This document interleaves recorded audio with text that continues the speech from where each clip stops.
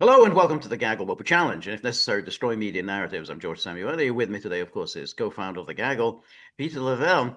So, Peter, um, this rift between the Trump administration and the European branch of NATO seems to be becoming more and more intense. So on Wednesday, we spoke about the meeting that had taken place in the Kremlin between President Putin and President Trump's envoys, Jared Kushner and Steve Witkoff. 5 hour meeting. And then after the meeting, the the two envoys did not stop off in Ukraine. They did not stop off in Europe. They went straight to Washington to brief President Trump. So before we look at what Trump said, because he hasn't sent out any truths, but he did speak to reporters about the meetings. Before that, it'd be interesting to look at what Trump said about Ukraine, which gives you a sense of where his mind is. So he said this about a week ago. It didn't get too much attention, but you could see now where this whole 28-point plan comes from. So here he is. He's on Air Force One, and he says here. That Ukraine was being asked to give too much land back to Russia? The way it's going, if you look, it's just moving in one direction. So eventually that's land that over the next couple of months might be gotten by Russia anyway. So do you want to fight and lose another 50, 60,000 people? Or do you want to do something now? Do you have a deadline? When it's over. And I think everybody's tired of fighting at this moment. All right. So that was his well, that was what he said. So it's clear where that whole thing came from in the 28-point plan about the Ukraine's withdrawal from the Donbass. He's saying here, well, Russians are going to get it one way or the other. They can do it the easy way or they can do it the hard way.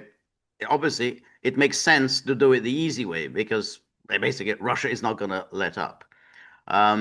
So that was what he said the other day, and but then this is from his news conference speaking about the meeting in Moscow. Let me just let me get this.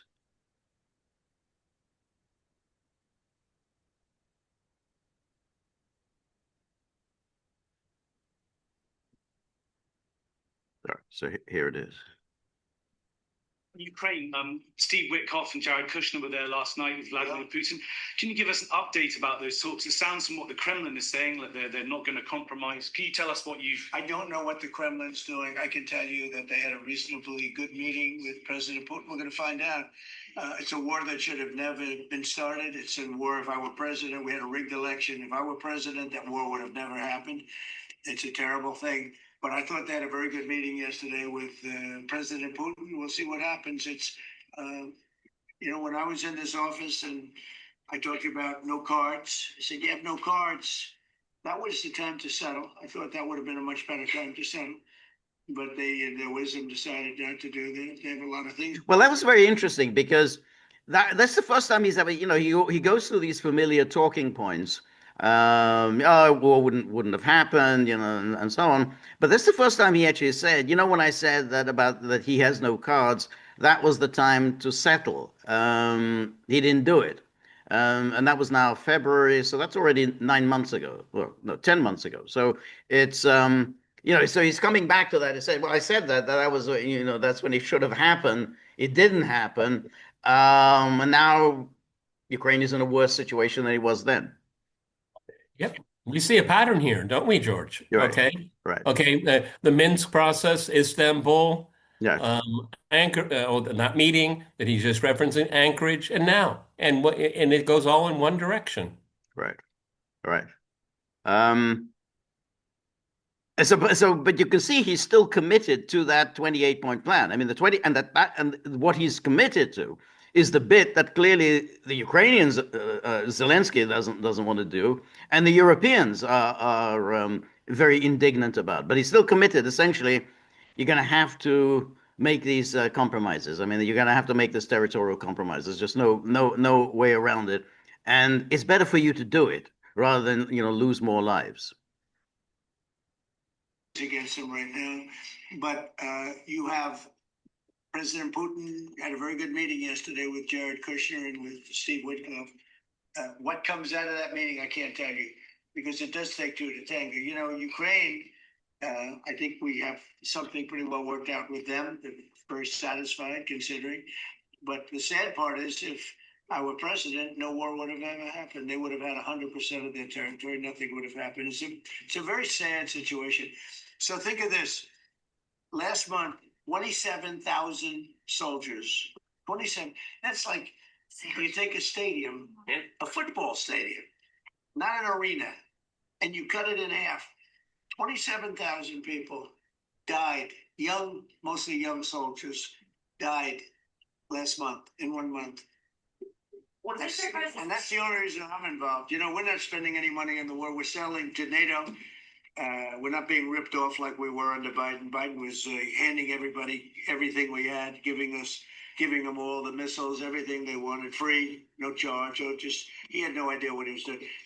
They're paying top dollar, full price for everything. Goes to NATO, and then NATO distributes it. NATO pays us. So it's not money. I think I can speak for everyone behind here. The politicians I know and the auto manufacturers. All right. So and then he comes back a little bit later.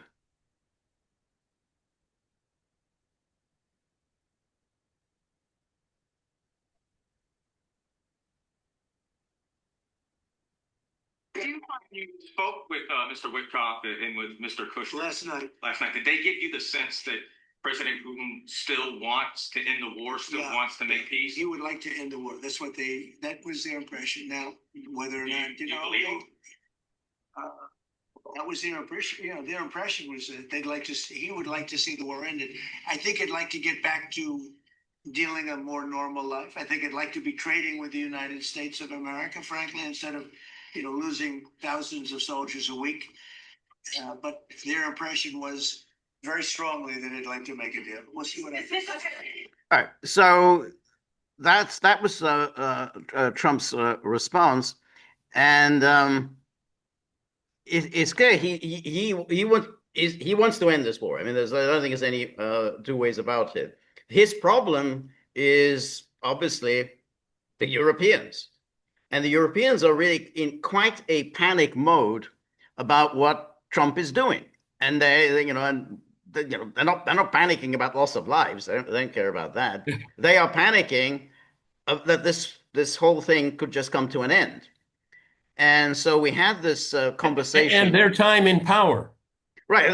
That's right. Exactly. I mean, if it comes to an end, there's obviously going to be a reckoning. I mean, people are going to be looking at, the last 4 years and saying, well, this is the deal you got. It's a worse deal than the one you turned down 4 years earlier. Why did you do that? I mean, that's 4 years that went gone by. All these people are dead, and you could have got a better deal then. That's going to be a very serious discussion because I mean, Macron, he's the one he's been there the whole time. And so it's very much going to be questions raised to him. Why did you turn all these agreements down? And now, you're going to accept something much worse. So they absolutely are determined not to agree to anything. And so they had another one of these conversations earlier in the week, one of these big powwows, video call. And a transcript of that has been released, and they pretty much everyone took part. Interestingly enough, not Keir Starmer, but I don't know why, but Keir Starmer was not in on the call. But everyone else in Europe was, and And the gravamen of the call was, we need to protect Zelensky from the Americans. Yeah, literally. Yeah, exactly. We Well, need no, they didn't call him, they say Zelensky. They said Volodymyr. They Vladimir. first name. Exactly. That's Yes. right. Yes, exactly. First name. Yes. So it was the transcript. They're tying their fate to this puppet in Ukraine. This is extraordinary. There's no plan B on their part. No, there's no There's no plan B. plan No, B. no, no. There's no plan B. So here was it was the transcript was published by Der Spiegel news magazine, and here's the headline: Wir dürfen die Ukraine und Wladimir nicht mit diesen Jungs allein lassen. So what that means is we mustn't allow Vladimir to leave him alone with these guys. Just basically, we gotta. No, we can't. Whenever he's around, we need to be next to him. We can't Yeah, leave him alone with these these guys. these guys that they're referencing is the equivalent of the Sopranos, apparently. That's the way they see it. So here is the this Are you just showing off to everyone that you can say those words in German? yes. I'm impressed. I'm impressed. Thank you. I'm very impressed. I tell you something. German's a piece of cake compared to Hungarian. So, um, All right. A topic for another podcast. All right, guys. exactly. European leaders apparently harbor deep distrust of the US in peace talks with Russia and Ukraine.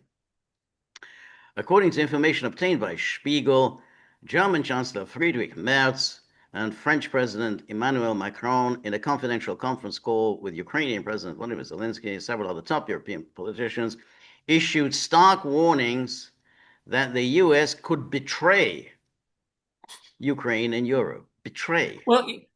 Spiegel, their English translations are quite good. So They, the they, reason, they said that they received an English. He said, Macron said, according to an English transcript. oh, okay. No, I'm sorry, I got ahead. I got Well, ahead of the that's why the whole thing is very interesting. How come they No, will no, provide no, it with an okay. English? The reason why I was saying that is that okay, I'll go back. Spiegel is very good with their English translation. Now, I didn't read the. I'm reading this along with you. Right. And the reason why I say that is that the betray is the word they want. This Yes, is exactly the word they want. that's Okay, right. I'm sorry to interrupt. Keep No, going. no, no, that's right. And so and then it says there is a possibility that the U.S. will betray Ukraine on the issue of territory without clarity regarding the security guarantees. So you don't get the territory and you don't get the security guarantees, says Macron, with some trepidation. He added that there was a great danger for Zelensky. Russia's demands for territorial concessions are one of the most sensitive issues in negotiations. That's the Spiegel commentary. And I'd like to point out to everyone that the reason George and I have done, I can't even count the security guarantees slogan. Keep in mind, and again, don't be subdued by this ridiculous barrage of propaganda. Security guarantees will not be necessary if you get a Right. peace that everyone can live with. So again, this dribble coming out of Europe. No wonder the caliber of the Americans are not that high. Okay, so yeah, I mean, this But, is but the sense of betrayal that the Europeans feel well, is there is a earned. big difference. They earned it. Yeah, but there's a big difference with the Americans and the Europeans. The Americans saying this war makes no sense. We need to end. Yes. That's a huge advance from the Europeans who say we need to keep this war going. Why? What's the reason for it? How? Why? What do you expect to change? What do you expect to improve in your situation if you keep it going? Then there's never any explanation. Or you'll Never. bring Putin to the negotiating table. You've been saying this for 4 years. Yeah, and they refused to go to the negotiating table. What European leader during the course of this entire operation, this entire project, is called? Yeah, They exactly. haven't. Exactly. So and that's important to keep in mind. What Trump is now doing putting forward this a peace plan. The Europeans could have done this. The Europeans could absolutely have done this Oh in my God. 2022, 23. Huh? Hey, we've got our peace plan. And Where's the Macron peace plan? Huh? exactly. He's a witness to the whole thing. Right. That's right. They could have done this. They didn't do it. And they could have presented the Biden administration with a fait accompli and said, well, we want to sign this deal. You want to continue the war, but you can't use our territory to continue your war. So you're going to have to find some other way that you can continue it. So they had the leverage, but they chose not to use the leverage. They chose not to use the leverage, and it's an important theme of this podcast since the very, very beginning, is that this is the North Atlantic elite capture phenomenon. Right. Okay, so you have a completely you have a foreign minister from Lithuania, foreign minister from Italy, and a foreign minister from the UK. All faceless. They all dress well. We'll give them that. Okay. But they've been drinking the Atlanticist Kool-Aid for so long, they can't even imagine defending their own national interests. No. This is what's gone wrong. Right. I mean, not only it was the European security architecture busted from the beginning, well, since the end of the Cold War, ignoring Russia's security interests, and it's just been on steroids. That's how we got here, everyone. That's how we got here. Yeah, that's right. Um, and then this goes on. According to the document, Merz said Zelensky had to be extremely careful in the coming days. And then Merz now said, Does Mertz know something we don't? I don't know what it is. It does sound very menacing. It sounds. Extremely careful. I wouldn't want Yes, to be Zelensky. that's No. right. Everybody has to go very carefully at a time like this. Um, they're playing games both with you and with us, Oh. Merz reportedly said, likely referring to the two U.S. negotiators, Witkoff and Kushner. Yeah, George, their attitude is, who is this Steve Witkoff? And who is, Yes. oh, he's just a son-in-law. And I would throw it right back at them, to Mertz and Stammer and all the rest of them. He said, then who are you? Okay? Who Yeah, are you? right. Okay? You won't defend the security of Europe, which you constantly whine about? What did you do? What have you done for Yeah. it? I mean, George and I have our own feelings about Witkoff and Kushner, okay? But at the end of the day, if this ends the conflict where there's the indivisibility of security for all, uh, uh, uh, propose both for a Nobel Peace Prize. Fine with me. Well, that wasn't very interesting. I mean, the fact is, the Trump is entrusted this negotiations to Witkoff and Kushner. Well, what do Witkoff and Kushner have in common? Well, they enjoy the trust of their Of the boss. president. Yeah, that's all you need as a Does he negotiator. trust Marco That means you Rubio? enjoy the trust of your boss. Does Trump trust Marco Rubio He with does this not. file? Of course not. No, that's Of what course. Marco Rubio did not take part in these talks.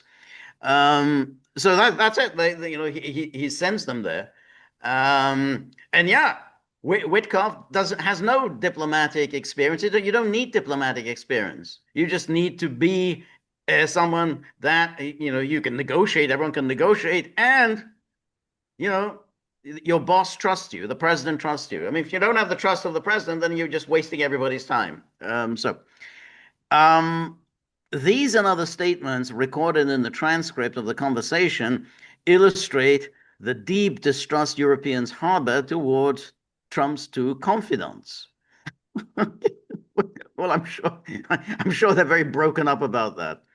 While Europeans have consistently praised Washington's new initiative in public, Right. Yeah. the document reveals that in addition to Merz and Macron, other participants in the video conference also distrusted the two U.S. emissaries. Well, you know what, folks?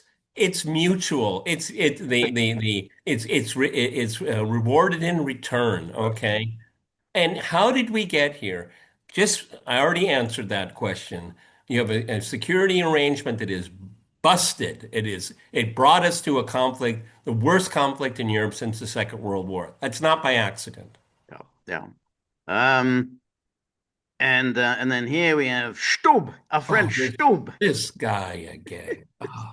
Now, Stubb only shows up at these meetings. He's now always at every meeting. Is that apparently Trump likes him. He seems to be the Yeah, one European that Trump seems to like. he's a GQ guy, you know. That's right, and but Yeah, also he's a golfer. He there you actually go. studied in the United States on a golf scholarship. It's amazing that you can get these things like a Oh, golf I scholarship. didn't know that. I didn't know Yeah, that. yeah, yeah. So because he's a golfer, a very good golfer, he enjoys Trump's hospitality. I mean, because Trump likes to play golf with him. But so that's Is why Trump is Stubb has Trump suddenly been is promoted into this illustrious group. is Trump any good at golf? I think he's quite good. Oh, okay. Yeah, yeah, I think so. Yeah, but he does cheat. I've seen it on video. Right, I think Okay. it is true, but I think he is quite good. For someone of his age and not Well, exactly. he could have the best tutors Yeah, when he. exactly. Exactly. Um, but even if you just watch him, he has a quite good swing. I mean, it's somebody who's quite experienced. When you see him Yeah, swing. he puts his gut into it, not his back. Okay. Anyway, Stubb also warned against the negotiating duo, according to the transcript. We mustn't leave Ukraine and Vladimir alone with these guys, he said at one point during the conversation. Just don't leave him with these guys. Always have a minder with Zelensky. Wherever he is, boom, there's always somebody next to him. And then Mark Rutte, he was also in on the call. NATO Secretary General Mark Rutte, also well liked by Trump. Well, that I think is dubious. I'm not at all sure I Trump don't particularly think likes so. him. I mean, that part, you remember when he sent out that truth saying the highly respected Secretary Yeah, General yeah, of that was NATO. he was sticking his index finger in his nose. Okay, I, I mean, no, I, Trump, that's there always should just a be very backhanded sort of compliment. The highly exactly. respected. But Trump admires people for the most esoteric reasons. Right, Okay, right. it's almost very rarely is it about politics. Maybe Audubon falls into that category, but there's any number of reasons why Trump might admire someone that maybe they're just a good leader in his mind. Okay, but it's not. It almost has nothing to do with politics. No, Okay? no, you're absolutely right. Sport is a very big way to get Yes, in yes. with Trump. He really admires athletes, so that's always a way to be in with him. Orban, I think, yeah, you're right. Maybe politics and a kind of personal loyalty to him. Or and a guy that just Stuck with him really through thick and thin. and and Urban's the ultimate European underdog, and I Yeah, think that right, that's an American thing. Americans really, right, support the guy that's being, in their mind, being beat up on. you're right. That's right. So Rutte echoed the Finns' sentiments. And he says, I agree with Alexander. We must protect Vladimir, Rutte said. Well, how are you how in the world are you going to do that, and what does that mean? You're absolutely right. I mean, they can't be with him 24 hours a day. I mean, I I don't mean, and even exactly. if they were, so what? Well, in other words, let's say he picks up the phone. Let's say, Trump calls him.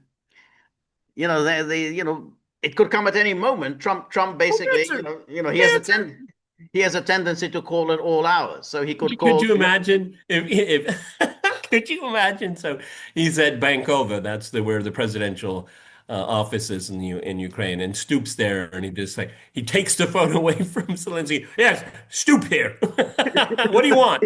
exactly. No, that's it.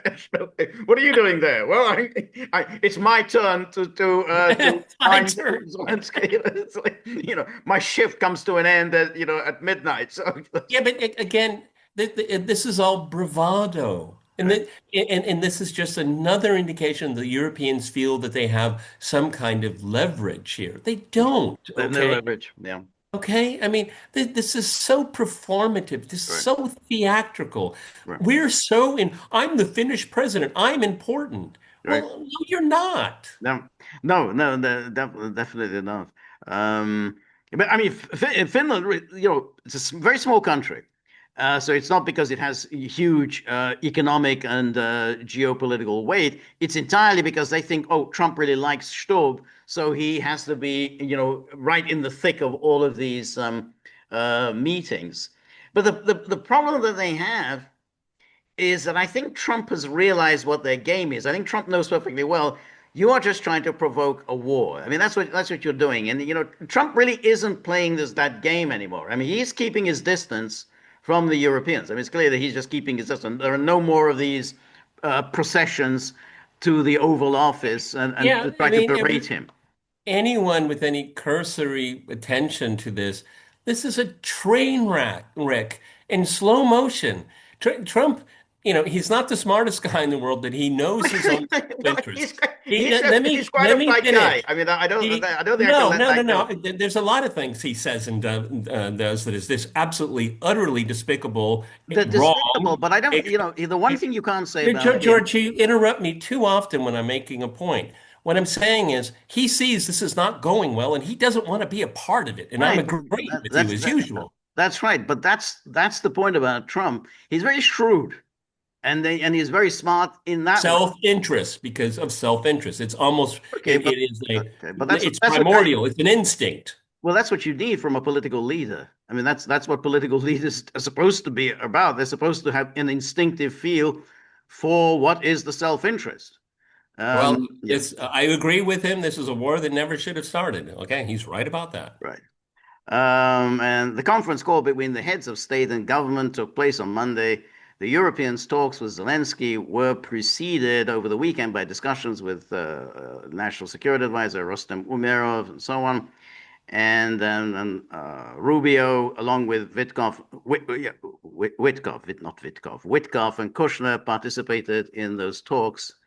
And then who was in on this call? In addition to Macron, Merz, Rutte, and Stubb, the call included Tusk, Maloney, Mette Frederiksen, Oh, wonderful. and then here's a new face, Norwegian Prime Minister Jonas Gahr Støre. Okay. The Norwegians haven't really taken much of a part in this, so it's interesting that he should suddenly be in on this call. Yeah, Um, well, I think the Norwegians don't want the Europeans to be spying on their incredible wealth that they've generated through oil. So well, they have a very, very good sovereign. What is it? Those sovereign accounts. They're quite flush. They're probably right, the yeah, only no, country in town. that's right. But it's very interesting that it's always Sweden or Finland, Yeah. but no, Norway rarely gets a look in. And then we got the European Commission President Ursula von der Leyen, and then Antonio Costa. And then several participants confirmed to Spiegel that the call took place. Two participants said the content of the call was accurately reported, but declined to confirm specific quotes, citing the confidential nature of the meeting. Spokesperson for Zelensky would not comment. Yeah, And because then in Paris, however, it was denied that Macron had spoken of impending betrayal by the Americans. The president did not express himself in those terms. Well, what terms did he express himself? yeah, right, right. The presidential office declined to provide details on how Macron was supposed to have expressed himself at the meeting, citing the confidentiality of the discussions. Instead, reference was made to a press conference that Macron had held in Paris on Monday together with Zelensky. There, Macron repeatedly emphasized the US role as particularly positive to the press. American mediation is taking place, which is a very good thing. It will now exert pressure on Russia. Okay, so there's a public Macron and there's a private That's Macron. right, yeah. Who And would have then thought? the federal chancellor, the German federal chancellor, said on Wednesday that it would not comment on circulated snippets of the conversation. Merz had spoken at length and publicly about the telephone call, emphasizing the importance of mobilizing frozen Russian assets and transatlantic cooperation. Um, Regarding the US, Merz said at a joint press conference with Polish Prime Minister Tusk in Berlin, following a phone call, that they were keeping the transatlantic community together as best they can. Well, that's not exactly a whole That's not lot encouraging. as best we can. He added that the talks in Geneva, coordinated between the Europeans and the U.S. delegation led by Secretary of State Rubio, as well as representatives from Ukraine, had made initial progress toward a fully developed peace plan. Now, I mean, one thing that did, I have to say, I wondered, well, who leaked this telephone call? Right, exactly. Which is kind of interesting because when you say, okay, well, whoever leaked it, it's who benefits? That's the way to answer it. Who benefits from this call? And it's not immediately obvious to me as to who exactly benefits from this call. I mean, who comes out badly? Well, we think that the Europeans come out badly, but maybe somebody else doesn't think that the Europeans come out badly. Yeah, it's like, we're showing our we don't want to reveal directly to the Trump administration, but this is what we're thinking, okay? And somebody in Washington is supposed to take it seriously. Why Right, would you think that? right, right, Why?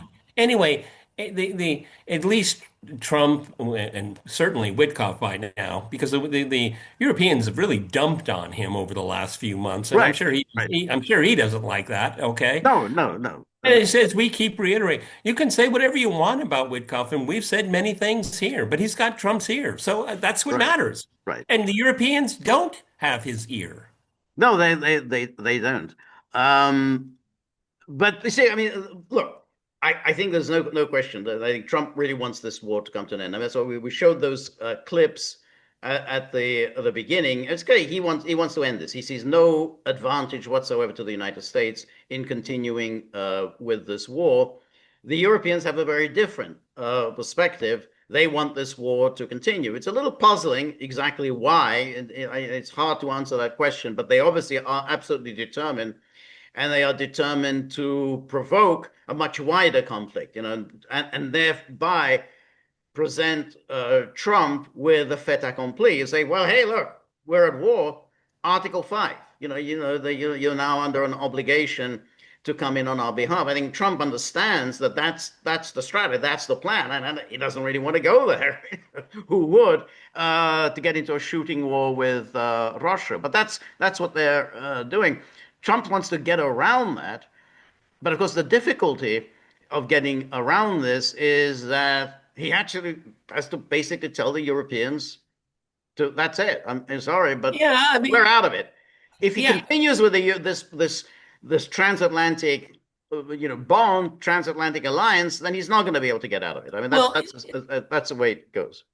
yeah. I mean, my sense here, if we just look at it from an institutional and political point of view, this is really NATO is front and center. They want to save NATO's prestige, okay? And I think Trump looks at it as that, well, it's going to take a hit one way or another, Right. okay? I mean, do you want it to be a catastrophic one, or do you want it to be walk away? What was it? What was the phrase that Nixon used about getting out of Vietnam? Oh, peace with honor. Peace with honor.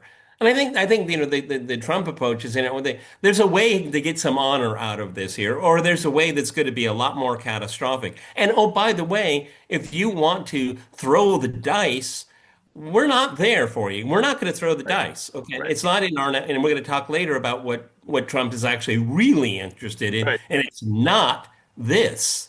Well, Not, that's that, and that's and I'm really glad you showed that clip because the Donbass is going to be liberated. Okay, it'll be liberated now with the end of the death of soldiers, or maybe it'll be 60,000 more. But the outcome is the same. It's a very revealing you're clip right. No, that's because I right. think it tells us really what he thinks. That's right. But the problem that he has is that he can only accomplish this. He can only bring this to an end if he does two things. He says basically he cuts off all intelligence sharing with Ukraine. Therefore you're no more targeting, and then essentially cuts off arms flow to the Europeans. They're saying, we're not going to provide you with arms that you're going to even though you're going to pay for it out of your own pockets, though they don't really have the money for that. But even if you're going to pay for it, we're just not going to do this anymore. We're not going to continue with this war. Those are big steps that Trump would have to take. And it's not clear yet whether he's prepared to do that, but he's obviously this is where he's thinking. I mean, this is how he's going to bring it, because otherwise we're just going to, he's going to get sucked into this. He's not going to be able to. Yeah, I mean, so yeah, there's no good outcome here for the Europeans and the hawks around Trump. So what you need to mitigate it, okay? You soften the blow. And as far as the arms transfers through NATO countries, Trump is going to need these arms for other endeavors, okay? So I mean, again, always that caveat. He could change his mind, okay? But tight-lipped on what Witkoff and Jared Kushner. That's kind of interesting because he usually goes off the Right. handle right away. Okay, Right. right away. Okay, and Zelensky can keep fighting to Yeah, to his heart's content. his little heart's content. Okay, But yeah. this is really showing, and again, it's something that George and I talked about on Wednesday. What were they actually discussing in Moscow? Was it the 28 points? Was it the 19? Or Yeah, now it seems we have 27. no idea. We have no idea. All right, Putin said 27 points. It's now down to But now 27. it's a new number, 27. 27. But we haven't seen that. We always seen is the 28 points.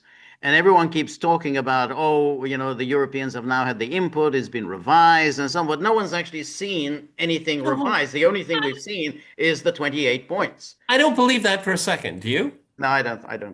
don't. I don't. No, because from what we know, it was Witkoff and company that came up with it. Right. Obviously, I think Dmitriev had some input there. I strongly believe that. Um, and then, Rubio goes to Europe and does, holding hands in a crybaby session. And I think Witkoff and Kushner said, "No, we're going with our plan." Right. No. That's why we wrote it. Okay. Right. Um, so to get a sense of where Trump Trump's mind is at, we have to, the Trump administration published yesterday its national security strategy, um, which is a little different from the usual national security strategies that he's published in the past. It much Well, more John, reflects maybe you should explain to everybody what this the document. national security strategy is something that's annually published by administrations, in which an administration outlines its priorities, its strategic priorities. Usually, it's done in a very general way. It doesn't go into details about foreign policy initiatives or weapons systems or anything like that. It's just generally what are our priorities, and what about this is only 33 pages, but what emerges here is that big priority number one is the Western Hemisphere. Priority number two is China and the Pacific. And then Europe is something is very low down in its list of priorities, and therefore the war in Ukraine is quite low down in its list of priorities. Also low down, incidentally, is the Middle East.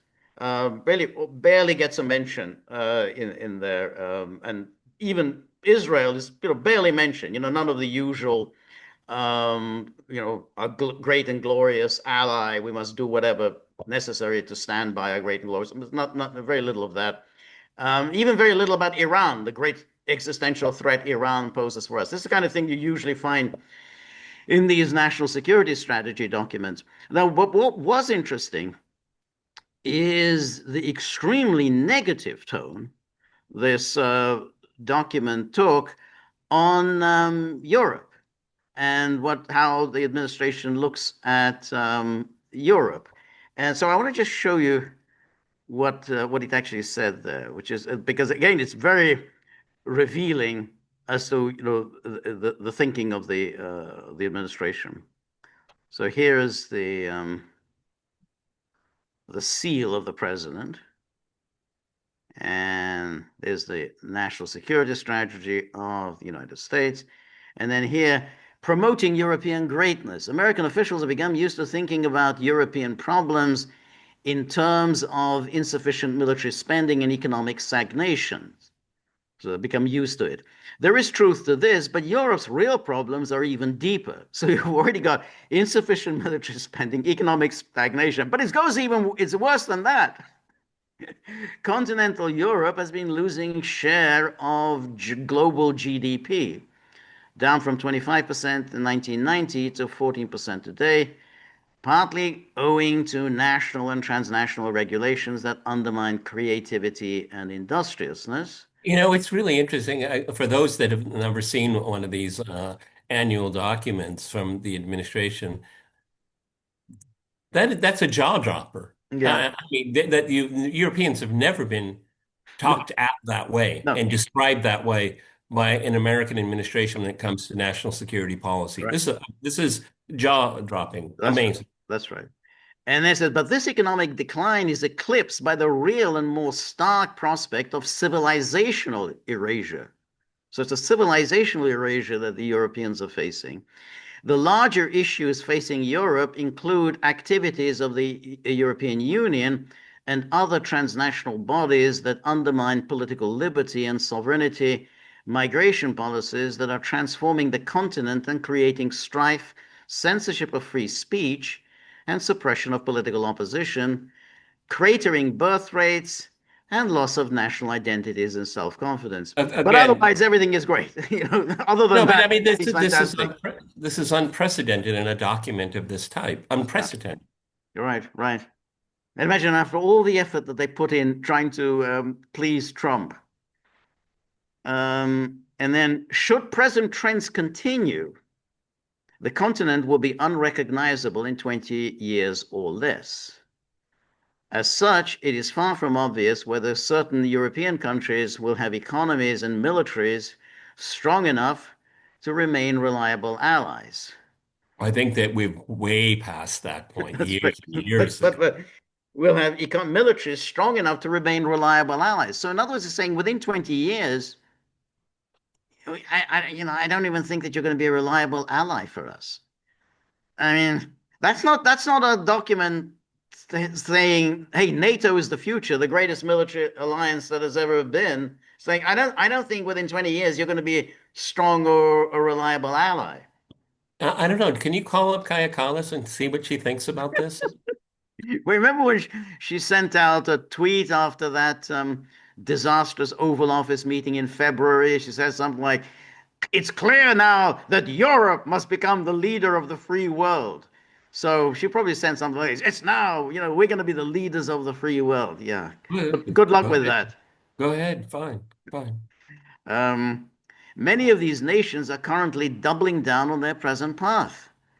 We want Europe to remain European, to regain its civilizational self-confidence, and to abandon its failed focus on regulatory suffocation.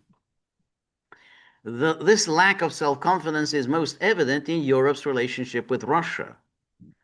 European allies enjoy a significant hard power advantage over Russia by almost every measure, save nuclear weapons. As a result of Russia's war in Ukraine, European relations with Russia are now deeply attenuated. And many Europeans regard Russia as an existential threat. Managing European relations with Russia will require significant US diplomatic engagement, both to re-establish conditions of strategic stability across the European landmass and to mitigate the risk of conflict between Russia and European states. So what he's That, saying here is we're going to be kind of equidistant from Russia and Europe. We're going to try and improve relations between you. We're going to act as a mediator to bring stability. So, in other words, what you've been doing, you've been creating instability, which is correct. You created instability on the continent. We now need to bring stability. yes, because Trump does not want to have Russia on the adversary enemies No, part of the ledger because he sees that's not in the American interest, and no, he's absolutely right. that's right. Absolutely. But this is where it's clear, that he knows what the Europeans are up to. Europeans, you want to provoke this war, and then that's why we say, yeah, look, this is very bad. What is going on between you? We're going to do what we can to restore stability to the continent. Equidistant. Managing European relations with Russia will require significant US diplomatic engagement, both to reestablish conditions of strategic stability across the Eurasian landmass and to mitigate the risk of conflict between Russia and European states. Well, That's I haven't seen. Let me look. Maybe I need this here. Let me check here. Oh, I don't see NATO in there. no, I don't see NATO either. It says, That's yes, interesting. yes. What's caused the instability? It is a core interest of the United States to negotiate an expeditious cessation of hostilities in Ukraine. It is a core interest of the United States to negotiate an expeditious cessation of hostilities in Ukraine in order to stabilize European economies, prevent unintended escalation or expansion of the war, and reestablish strategic stability with Russia, as well as to enable the post-hostilities reconstruction of Ukraine to enable its survival as a viable state. So again, it's saying, yeah, it is our core interest to bring this to an end, not a ceasefire or all this other nonsense you talk about, but to bring this war to an end, kind of, once and for all. And then the Ukraine war has had the perverse effect of increasing Europe's, especially Germany's, external dependencies. Today, German chemical companies are building some of the world's largest processing plants in China, using Russian gas that they cannot obtain at home. The Trump administration finds itself at odds with European officials who hold unrealistic expectations for the war, perched in unstable minority governments. I wonder which governments he's thinking about there. Unstable minority governments, many of which trample on basic principles of democracy to suppress opposition. That's interesting. I wonder who wrote this. It's interesting. It's a very good question, Uri. It sounds a little like that guy in the Pentagon, Colby, Elbridge Colby. Right. Yeah. I agree. Yeah. But obviously, he knows Trump's thinking. Well, interesting that you said that just then. He's one of the only people in the Trump administration that is intellectual. Yes. He's without question, he's the smartest guy there. And many of which trample on basic principles. Well, but also a lot of it sounds like J.D. Vance. I mean, that was the J.D. Vance speech in Munich back in February. Basic principles: democracy to suppress opposition. A large European majority wants peace, yet that desire is not translated into policy, in large measure because of those governments' subversion of democratic processes. We've been saying this here, the gaggle. I don't know how many times we've said this in how many podcasts. We've said exactly that. A large European majority wants peace, yet that desire is not translated into policy in large measure because of those governments' subversion of democratic processes. No lies detected. The governments who are the U.S. allies. So it's basically saying the U.S. allies are subverting democratic processes and denying the people's desire for peace. This is strategically important to the United States precisely because European states cannot reform themselves if they are trapped in political crisis. If you're Merz, imagine you're reading this document. You think, I don't think I'm in exactly good odor at the White House. I don't think they think highly of me. Yet Europe remains strategically and culturally vital to the United States. Transatlantic trade remains one of the pillars of the global economy and of American prosperity. European sectors from manufacturing to technology to energy remain among the world's most robust. Europe is home to cutting-edge scientific research and world-leading cultural institutions. Not only can we not afford to write Europe off, doing so would be self-defeating for what this strategy aims to achieve. So somebody actually inserted that paragraph. Hey, you sound a little negative. Yeah, sound a little negative here. Okay. Yeah, let's balance it out a little bit. Yeah. But I mean, it's what Europe can do for the United States and not the other way around. Right. Okay. Right. American diplomacy should continue to stand up for genuine democracy, freedom of expression, and unapologetic celebration of European nations' individual character and history. America encourages its political allies in Europe to promote this revival of spirit, and the growing influence of patriotic European parties indeed gives cause for great optimism. The Well, that's a patriotic, shout out to Orban, that's for exactly, sure. because that's what his bloc in the European Parliament is called. So the European Patriots. So that's something the patriotic. They use that term. Obviously, it's Orban. Our goal should be to help Europe correct its current trajectory. We will need a strong Europe to help us successfully compete and to work in concert with us to prevent any adversary from dominating Europe. And then America is understandably sentimentally attached to the European continent. Sentimentally. That's never good. Yeah, we have a sentimental attachment. Americans aren't driven much by sentiment. And certainly Trump least of all. Sentimentally attached to the European continent and, of course, to Britain and Ireland. The character of these countries is also strategically important because we count upon creative, capable, confident, democratic allies to establish stability and Well, security. not with the current crowd that's No, I don't ruling. think so. We want to work with aligned countries that want to restore their former greatness. We want to work, okay.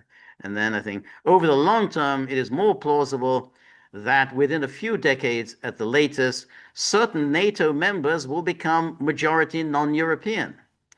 As such, it is an open question whether they will view their place in the world or their alliance with the United States in the same way as those who signed the NATO Charter. I think that's it. Oh, No, well, there's no attaboys for no, no, NATO. no, no, yeah, That's another thing that every single year Europe is a pillar of blah blah blah blah yeah, blah. yeah. I And mean, NATO, and above all, NATO, greatest alliance that has ever been. America's core strategic interest is to strengthen the North Atlantic from Treaty. Plato to NATO. Exactly, from Plato. That's right. There's none of this here.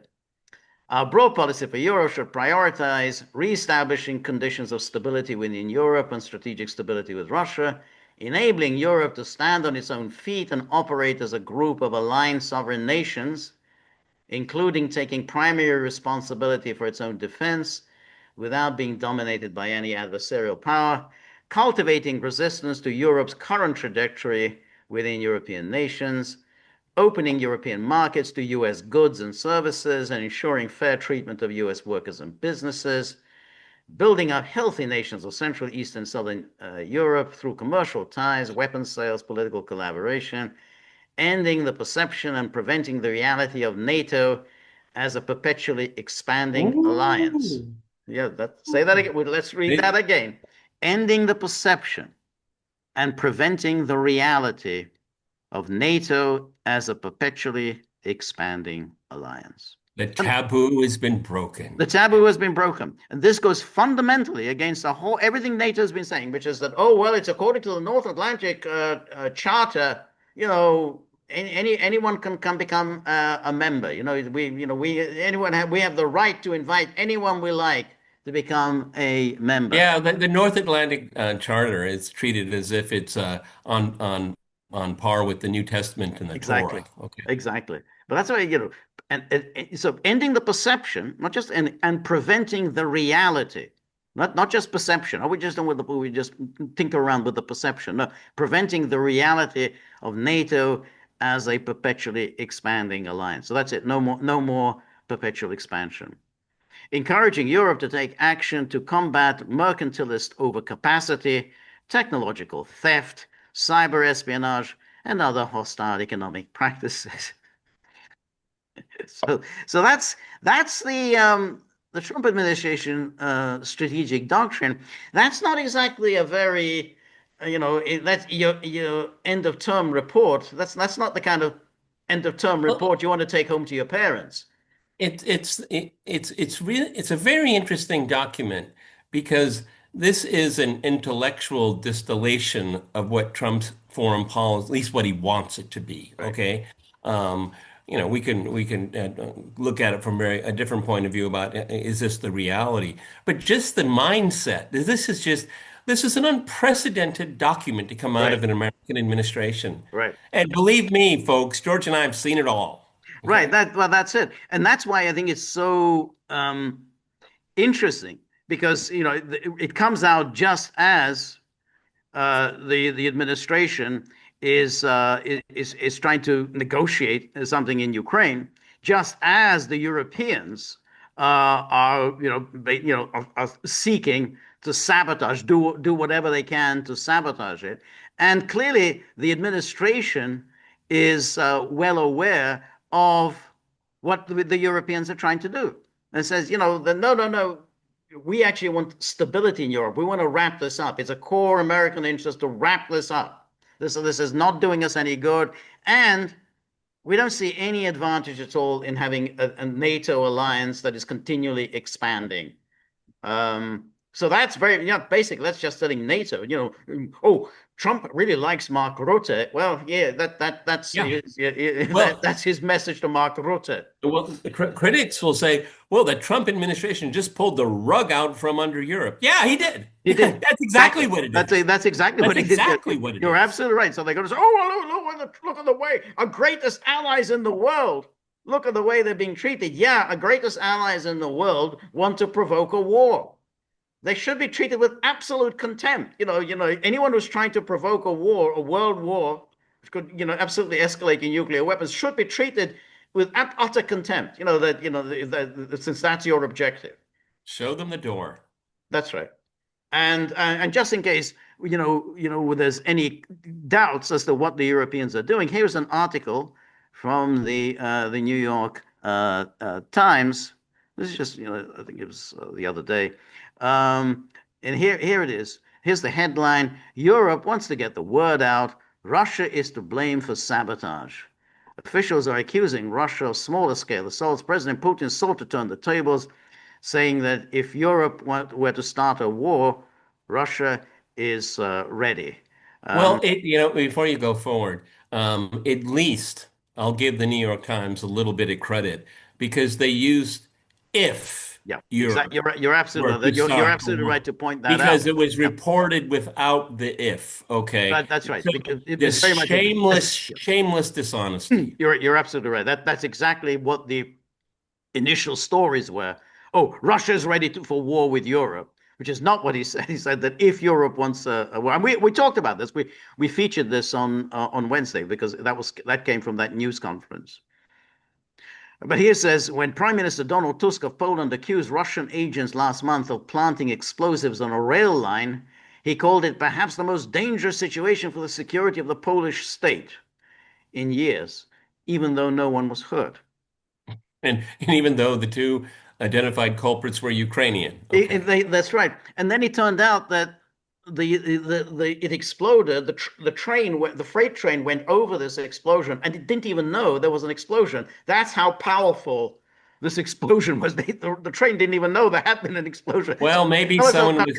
a firecracker. Somebody had lit a I firecracker. was just about to say maybe somebody was transporting some illegal fireworks. Okay. Yeah.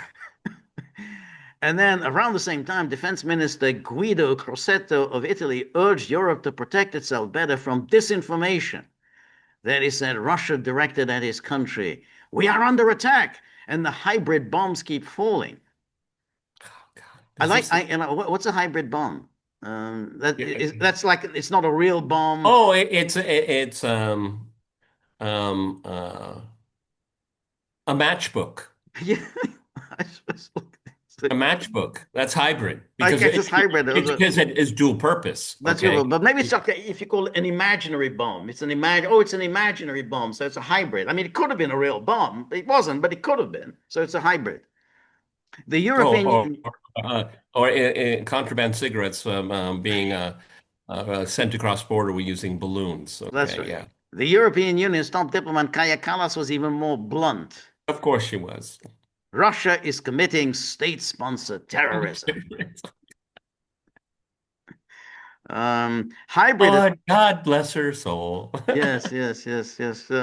Hybrid attacks against Europe, a barrage of drone incursions, cyber strikes, and acts of sabotage that stop short of open warfare are on the rise from a relative lull earlier this year, according to military officials and experts. And then in the past few months alone, the hybrid assaults included jamming aviation navigation systems over Sweden, sending drones over Danish and Belgian airports, and smuggling explosives into Poland in cans of corn. Oh, I Official. didn't know I hadn't heard the Yeah, I last hadn't part. heard that one either. Yeah. Um, and in response, European countries are changing their tone. Oh, there, don't. I didn't know they were changing their tone, to be honest. I thought that the tone had been pretty much consistent. I think the tone is always the same. I don't detect Yeah, a yeah, yeah, yeah. nuance. I don't detect nuances. No.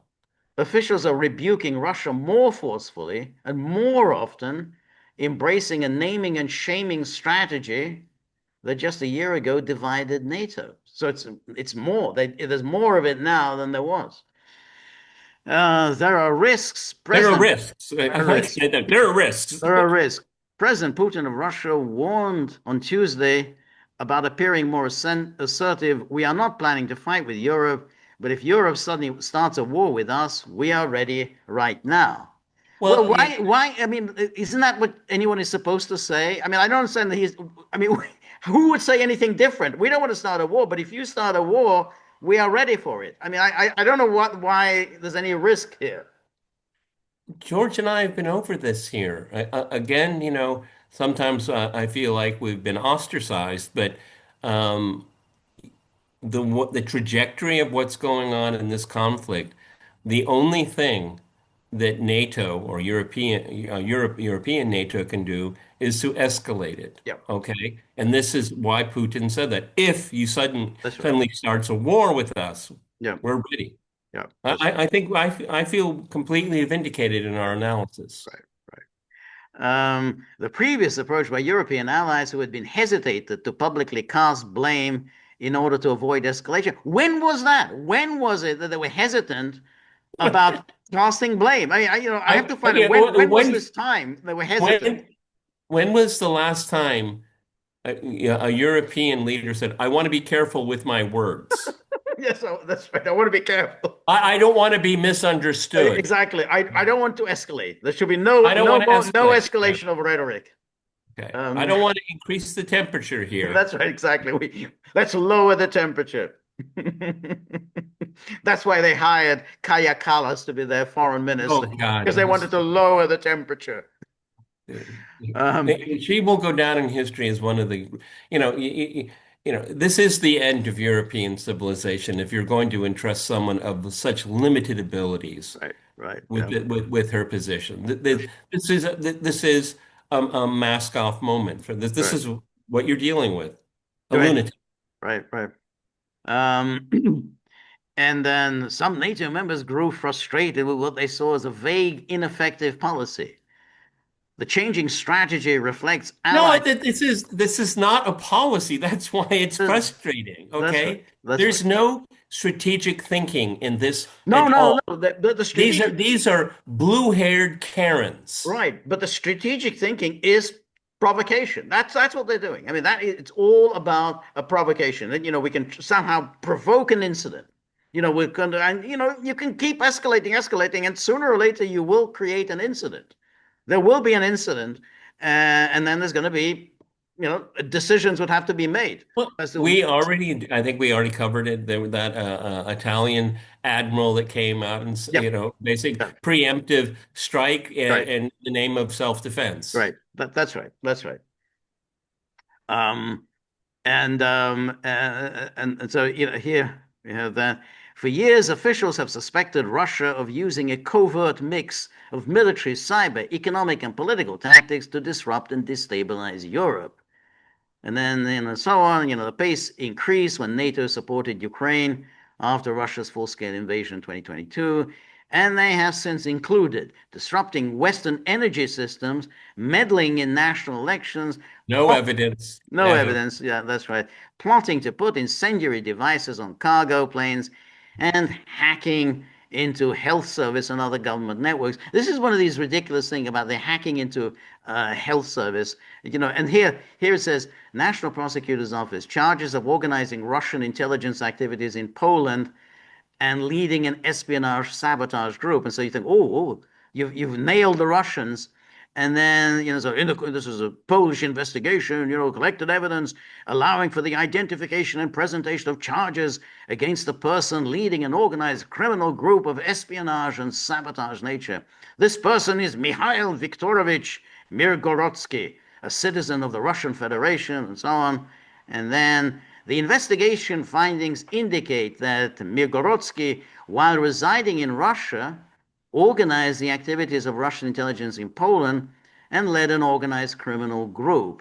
Okay, so he was in Russia who did all this. And then it says, suspect Mirgorodsky is not in Poland, so he could not be arrested, and the prosecutor was unable to conduct procedural activities with him, including filing charges.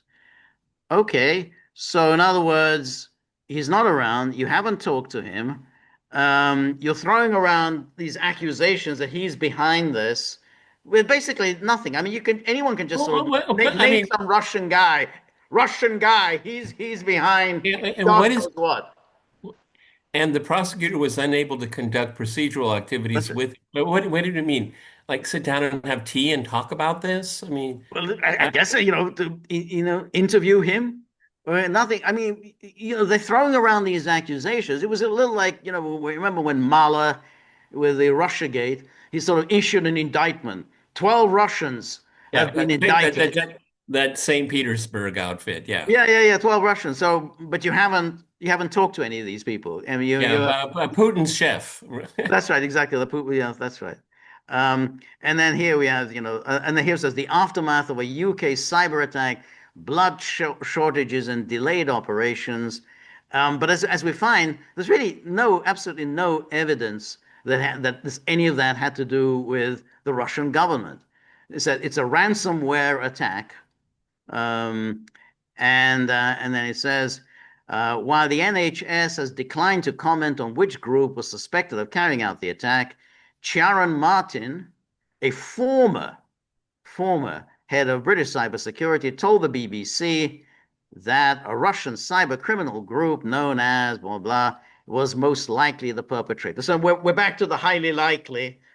A former head of told the BBC this Russian cyber criminal group was most likely the perpetrator. We have no idea. We have no idea. And even if you have a cyber criminal group, what has it got to do with the Russian government? I mean, every American criminal is acting on behalf of the U.S. government.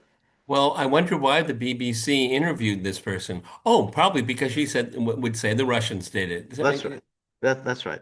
Um, so that all of this just gives you a sense of where the Europeans are, just as we get a sense of where the administration is. And so it really does seem that the Americans and the Europeans are going in very different directions. Now, all along, I mean, I've always been very, wary of saying that there's going to be this rift. Yeah. It's like a bad marriage.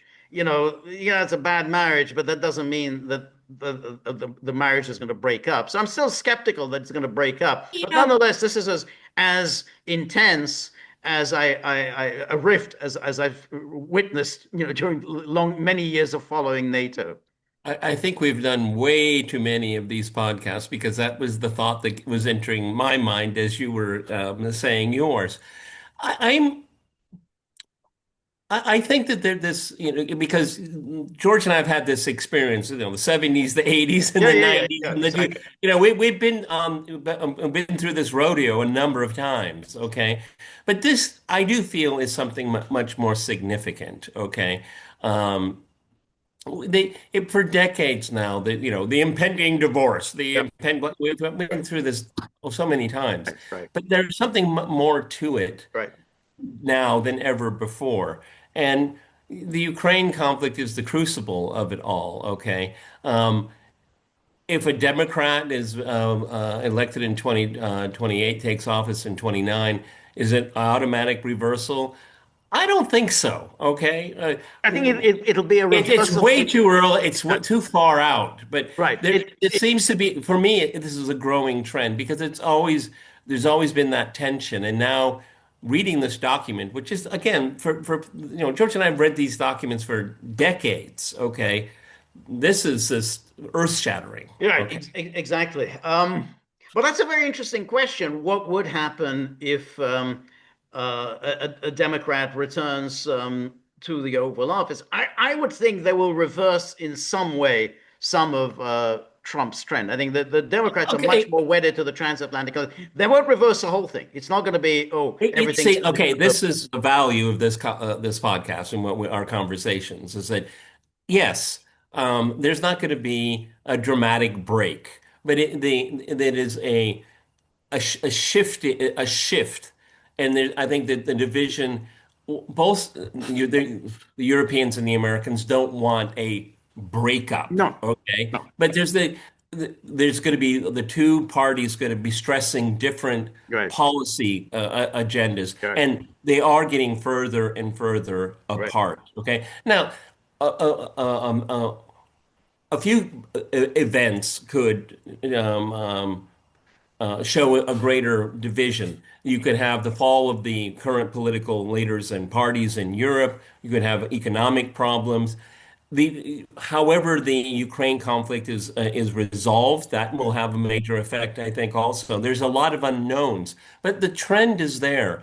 And I just want to stress that it's not going to be a shouting match and people run out of the room. No, it'll be much more finessed. But I think there is this growing Well, division. there's a growing trend, but that's why one has to think the Europeans obviously, they're the ones who are facing a problem, which is the United States is really distancing itself from what the Europeans want to accomplish.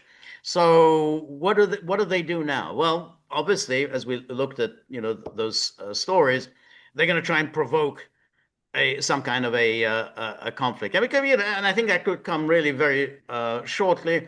Yep. Maybe Yep. something in Kaliningrad. Some event Yep. in Lithuania blocks Russian access. Well, whatever. Or there could be another one of these false flag attacks in Ukraine. Oh, look, Russia's using chemical weapons or whatever. The Zaporozhye nuclear plant. Right, exactly. Some event like that.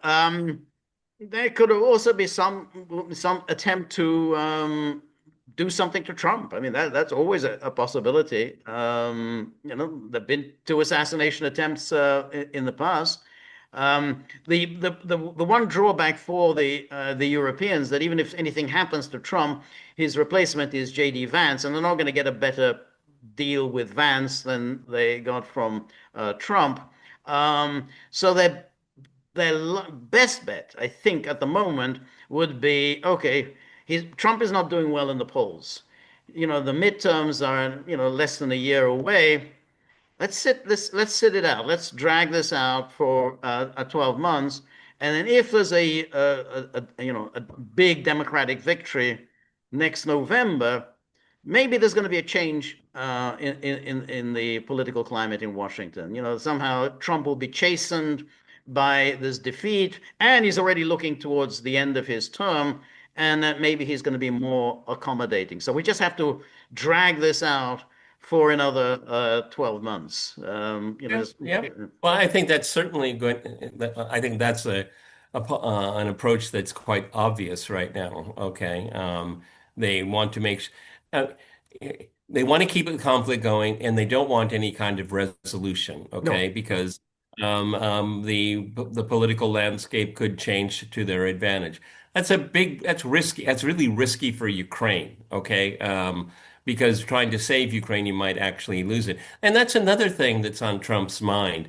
He doesn't want to be, I'm saying this metaphorically right now. He doesn't want Kiev to fall under his watch. He does not no, want no. that to I happen don't think he would. at all. He doesn't because that's forever part of the Biden legacy, the fall of Kabul. And Trump really wants to avoid. He wants his cake and eat it too. He really does. Right. Okay. But he has the cards, as he likes to say. And I'm sure you share my frustration that I really wish he'd play a couple high cards right Right, now. right. No, I think that's been the problem. I think is that he hasn't. I mean, you can see. his thinking. We looked at those short clips. We see his thinking in this national strategy document, and you see where he wants to go, why he wants to end this war. But he has to bite the bullet. I mean, there's no way that it's going to There you end go. unless you bite the bullet and deal with these Europeans. Because as long as he somehow plays nice with them, and he suddenly, oh, I'm back as the leader of NATO, and I'm the one who managed to get them all to cough up more money into NATO, and I saved NATO and whatever, then that's kind of music to their ears. That's basically means you're back on the plantation. So that's his problem. If he wants this peace, he's going to have to bite the bullet. I mean, there's no other way around it. You can't want the peace and at the same time make nice with these people, because these people do Right. not want this war to end. They're determined to keep it going. So he has to And make a and then decision. and looking at that document, again, it reveals something that George and I have said for a very long time. For whatever reason, Trump, remember back in 2016, wouldn't it be nice to get along with Yeah, Russia? yeah, yeah. That isn't changed, has No, it? that's That hasn't that is changed not. at all. Yeah, yeah. And it probably is evidence because again we don't know about the Witkoff Kushner meeting in the Kremlin, is that these four documents. Yeah, George and I are pretty sure that infrastructure, trade, that's what he's thinking right. about. No, that's I'm that's sure he's exactly. saying, how many square meters are you talking Yeah. about? And what? Huh? Come The, on, come the, on. Let's be mature about this here, because he's thinking after, yep. and I believe that and I think he's wrong, but I think he thinks that some kind of condominium with Russia against China. I think he's never abandoned that. No, that's exactly right. That's exactly what he's thinking. And he's always thought, China is the long-term threat to the United States. Russia should be our ally. I mean, that is absolutely, it has always held to that view, and I think that goes all the way back to the 1980s. I think he's held that view since the 1980s. And I think Elbridge Colby, I think he's the author of this document. Yeah, I can't think of anyone else I really. can't think of anyone even Yeah, remotely that's close. exactly what Elbridge Colby thinks, and I think that's their view. I agree with you. I don't think Russia's going to play along with this game, but it does nonetheless. I mean, it's good for Russia to have you're now in the middle of within two powers. You get that much more flexibility, right? If you have two power centers rather than just one power center that you focus on. They're It's reversed very, and it's very, reversed obviously it'd be good for Russia if America reverse starts cultivating and yeah, trying to draw the Russians into its orbit. So yeah, that's a good thing. a reverse Kissinger. Yeah. Exactly, and I think that is Trump's thinking. Whether that succeeds, I mean, that's a Well, different I story. mean, it kind of go full circle here. Um, George is absolutely right because pursuing a strategy like that, then you have the triangle again. You have China, Russia, and the United States. But there's one part of the world I didn't mention in that triangle, Europe. No, you're Okay, exactly. exactly. That's and that's really the problem. So we started off with talking about this conversation among the Europeans. We're going to make sure that somehow we don't leave Vladimir alone with these guys. And then lo and behold, within a couple of days, this document arrives with a thud. This is what the president of the United States thinks of you. He doesn't want to go down your path. He thinks you're bad news, and Mhm. you're dragging America down, and Well, he doesn't want to go there. well, dragging America down maybe, but it's bad news for Donald Trump, and that's exactly how he looks at Yeah, it. yeah, Okay, exactly. very, very directly about his legacy. Okay, I'm sure he gets to the point of being just to the point. I don't want to talk about. I don't want to hear anything more about it because they are an impediment to what he sees as his legacy. Right, right. No, So that's right. bite the bullet. Well, that's it. That's right. And he while all these Kaya Kallas and the rest of them, all they ever talk about is Ukraine, Ukraine, Ukraine, Ukraine, Ursula von der Leyen, Ukraine, Ukraine, Ukraine. Trump is saying, I'm really bored of the subject. I'm just not interested. I'm not interested in Ukraine. Zelensky doesn't interest me. This war doesn't interest me. It's not doing anything for America, and it's not doing anything for you. And that's entirely correct. Yeah. What's it doing for you? What's it doing for Europe? The Europeans can't answer that question, and certainly Trump is going to go. I don't get it. I don't get what you're trying to accomplish here. So that's why it's sort of bad news, and that's why the and it's typical of the European response. Oh, we have to silence this. We have to make sure he doesn't get into a room with these people. So it's always the same thing. Always repress, suppress. Make sure this doesn't. Just keep it underground. Always their resort to addressing any problem. Yeah, because if it's not being addressed, there's not a Then problem. it I mean, does. Then it doesn't exist. that's just Exactly. like, like close your eyes. I don't see anything, so there's no problem. That's That's it. exactly what Exactly. That's it. That's exactly what it. is it? Ears, eyes, and mouth. That's what That's they right. are. That's right. That's right. So today, they've hit X with a fine, 150 million, which is quite a modest sum, but it's a 150 million fine that the EU has hit Elon Musk's X. Um, that isn't going to go down well in Washington. They don't like it when the EU starts hitting American corporations. So that's today, 150 million, which is just pocket change. They were threatening much more than that, but 150 million is still, that's money. And then yesterday, the British published their report about the death of this Dawn Sturgis and the whole Novichok. That sort of bubbled up again after all these years, which is now almost 8 years ago, with the mysterious, the inexplicable attack on the Skripals, and then the death of Dawn Sturgis. So this report was published, and this, I think his name is Lord Hughes, who presided over the hearing, said Putin personally, he knows, he apparently knows what goes on in the Kremlin. Putin personally ordered the attack on the Skripals. And that's the conclusion. So the British, 8 years on, still okay. Let's keep this Yeah. going. Well, Georgia, I'm sorry, but I just don't comment on Pulp Fiction. Okay. Okay. Yeah, well, what happened? Where are the Skripals? Very, very interesting because, of course, even during this hearing on what happened to this Dawn Sturgis, there was no interview with the Skripals. The Skripals were not called, even some way to conceal. You can, Are they alive?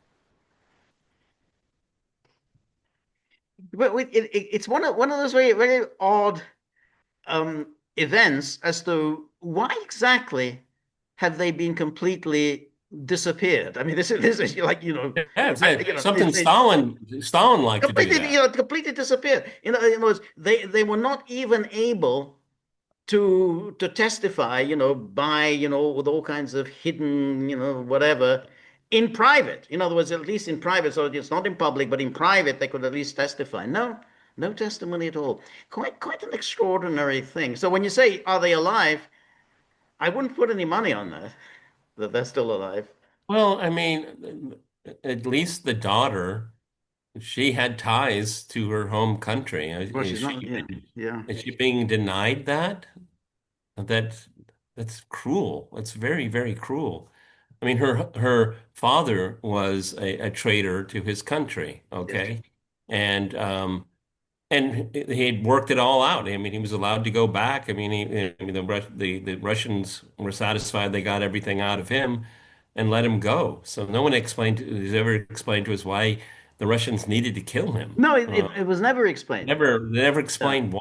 no, it was never explained why. And of course, all of the events, and we don't have to go through over that because Yeah. but all of the events were extraordinarily bizarre. Happens very close to Porton Down with this chemical lab. Then And the person that found them Yes, was this the top, No. I think, top nurse in the country? You know, I think the chief nurse in the United Kingdom. You know, that's still a lot of that's a lot of coincidences. Well, Uh, and Theresa May instantly made the accusation that the Russians were behind it without any investigation no, no, no, whatsoever. no, no, no, none at all. And then, of course, we all had there And was then you had the hostage video. the hostage video. That's right, there was a hostage video. But also remember, she initially managed to grab a telephone. So she grabbed the telephone wherever she was getting treated or whatever, and she called, I think, her cousin in Moscow, Yeah. and she said, "Oh, I'm okay, everything is fine." And then somebody took the phone away from her, never made another call. So that was, somebody naively had left a phone lying around, and she grabbed the phone. Oh, yeah, I'll call my cousin in Moscow. And then the flask or perfume bottle was And suddenly that's the Dawn Sturgis thing about suddenly that's right. That was exactly a very peculiar event. You know that there was the perfume bottle, and and it was also very strange. I mean, her boyfriend had given her a present of this perfume, and he just found this bottle, and he gave it as a present. So okay, that's my present. And then lo and behold, the perfume bottle has some Novichok in it. But it was always mysterious. And how did the Novichok get into the bottle? Because it was sealed. So you know, I mean, the theory behind it was that these two, was it Popov and whatever the other guy's name was, they somehow had transported the Novichok in this perfume bottle. But then why was there a seal on it? I mean, they discarded it, but apparently they discarded it with a seal on the bottle. I mean, it was always very, very, very strange. But I guess they needed. You see, I think when this woman died, who also had health problems before. I mean, it wasn't just like a healthy, normal person just suddenly died. She'd had health problems. I think she'd had drug problems. So anyway, she died, and now they had a body. The Skripals had been vanished, but now they had a body. Oh, that's it. This was it. The Russians had were no, there was dead. the finale to the Skripals, but it wasn't. Nobody knows where the Skripals are. Okay, could we hear in their own words what happened? Yeah, Just a thought, it's very you know. quite. But George, it just this is this mindset is that keep digging, Yeah. and you'll find that you're gonna find a solution. You're gonna make that out to the other side, and there's gonna be a mountain of gold for you or something. I mean, all they do is just keep digging and digging and just humiliating themselves. Nobody believes this story. I mean, Yeah. maybe the broadsheets went had a heyday with it for a news cycle and all that, but. It's Any sober mind just says this doesn't make any sense. Oh, it never made any sense. But the strange thing is that the story just keeps, coming up again. You think, oh, well, I'd forgotten about this. And then boom, oh, it's back. Yet another report, yet another, the death of Dawn Sturgis. People start, well, Dawn Sturgis, who's Dawn? Oh, yeah, yeah, that was the Skripal. And of course, the media then repeat this without ever expressing any skepticism. Oh well, Putin personally ordered this killing. First of all, how do you know what Putin personally did? But the second of it is why? What for? What motive? What this person was done? I mean, he'd already The been person was released. done. He'd been released. Why? I mean, if you're going to Yeah. kill him there. I mean, They could have killed him when he was in Russia. he was in custody. He was in prison. That's when you kill someone. I mean, it's like if you're going to kill them, why would you go to all the trouble of killing them in the United Kingdom? I mean, that's with a whole with big a big problem. with a super toxic, though doesn't seem to be very toxic poison. Right. Not at all toxic. Yeah, yeah, yeah. But that is so you can get another couple of days of headlines about the evil of the Russians. And so, Yeah, but because they just don't want to deal with other problems like heating bills for the no, elderly. no, no, no, no, Oh, no, no, no, don't want to no, go there. no, no, no, no, that's right. Anyway, it's nauseating. But national security document that we talked about, this is something. This is a big deal. Even if it's not enacted, somebody actually wrote it and it got the stamp of approval of this Right. administration. That's something. Yeah, yeah, exactly. Exactly. It was quite stark. No administration. There have been other administrations that had expressed some exasperations with the Europeans, but they'd never spoken about the Europeans in those terms. And no administration has said, well, actually, yeah, we're going to act as mediators between Europe and Russia because the Europeans have just made a mess of the continent. You know, the strategic instability on the continent, and it's the fault of the Europeans. So we're going to have to rectify this. We're going to have to bring balance to the continent. It's up to us to do so. That's as far distancing that you can Well, what I'd like yes, we need to restore balance. The Europeans have failed to maintain balance. I think homework for us before our live stream. Oh, I'm promoting our live stream and ending this podcast. But I'll keep an eye on this and see what the Europeans how they react. You know, as they clutch their Oh pearls. well, there'll be a lot of pearl clutching, and a lot of shrieking. But the document has been published, so it's already out there. So it's not like, oh, this is a draft of a document, and now we can, you must revise this. It's done. It's been published, so you can't. There's no revision to be had. Yeah, that's what they are. I guess, it's the coalition of the revisionists. Okay. They want to revise everybody else, but they have the weakest hand, you know. It's just so perplexing watching these people. They feel that they're so important, but Yeah, they're not. right. They've wrecked their own countries, their own economies, Yeah, and they think that they have a say about how other people should behave. Really? right. Yeah. Where do you get off on these things? Yep. Gee. See, that's right. That's right. Yeah. All right, well, that's a new phrase. We'll see if we'll put it into circulation, the coalition of the revisionists. Okay. All right, that's our Friday podcast, everybody. We covered a lot of ground as we Yep. usually do. Yep. Hat tip to George for the slides. He did his job. Okay. Oh, look. Okay. I No, know, no, no, buddy. I did it. Buddy's gonna rip my trousers I was like, off. He's so yeah, because angry. he said, I did it. That was all me. And I need to be rewarded. He needs a good scratch.